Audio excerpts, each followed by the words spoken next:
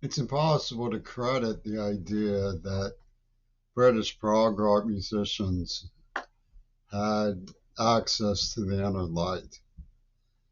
And one of the reasons it's impossible is because of the partnership between Greg Carl, the leader of the Gutter Snipes gang on Winterton Street in Pittsburgh, Highland Park, and Sir Paul McCartney, formerly of the Wings gang, which is like the axis of resistance and the axis of horror show as one bird, Wings.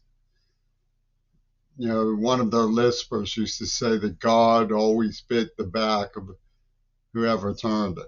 I mean, God is always on both sides, I guess is what he said. Um, and the reason is because of the complexity of their hot wiring spin, their gyrations of mysticism. I'll give you an example of the problem. Obviously, I mean, a poet who is deaf and has been tortured and has worked very hard and does art is entitled to their work, restitution for their work and for their injuries. That's obvious. This is the United States where people are not slaves. And the fact that the Beatles deny this gives them access to all sorts of acts of imperialistic sadism. And that they gyrated, they can't comprehend, they have to snivel over every gesture. Like Fred wrote to me, sent me this beautiful postcard. It's one of the best things I thought he'd ever done. It was just absolutely gorgeous. And when I gave it back to them, I gave it back to them because it said pass the tape over to be heard, not the copy. Pass the copy over to be heard, not the tape, not the original. Well, after I had seen it, the original was in my heart. It was a spiritual recognition.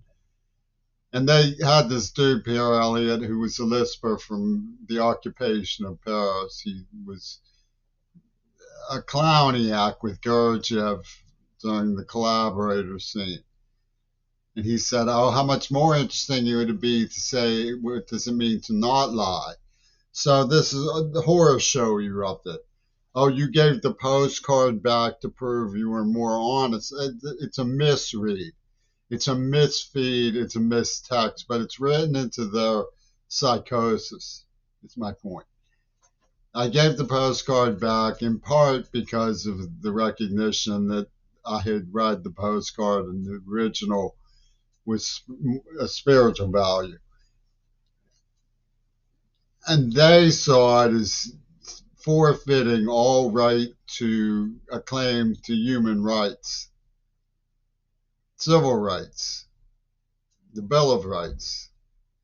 They said you must now light yourself on fire to proper so that Barry Zewick can look at you through his bushnells as you burn. And this is necessary peep to prove that you are more higher than the collaborators of Vichy Paris. And this they call the inner light. You know, they like you have to admit that you took acid and Jones for a Japanese squaw. This is what they call the inner light in Great Britain. And you, Robert Fripp, are not going to be able to extricate yourself from such bullshit. I didn't do anything. Listen what this dude does, okay? I, I worked pretty hard at Claymont. When I went down there, when he wasn't around, they liked me enough that they introduced me to Pierre. Pierre just said, send that guy who's been working hard. I'll talk to him. So I worked pretty hard. And then I had to move closer in the dining room to hear because I'm deaf. And the grasshopper gets up and moves away from me to announce encroacher. And all the kids were going, oh, encroacher. Deaf kid, couldn't hear. Any class I ever took, no matter how disdainful the professor was of my age, my attitude, my potentials, my sorrows, my condition, my grief, my stricken strait, they allowed me to sit in the front of the class. It's not that hard to comprehend. And Weasel was going, oh, we could all tell who doesn't really fit in, who doesn't really belong. And he says something about mature men who get erections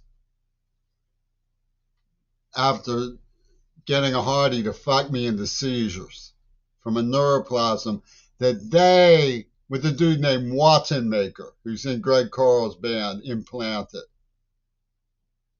And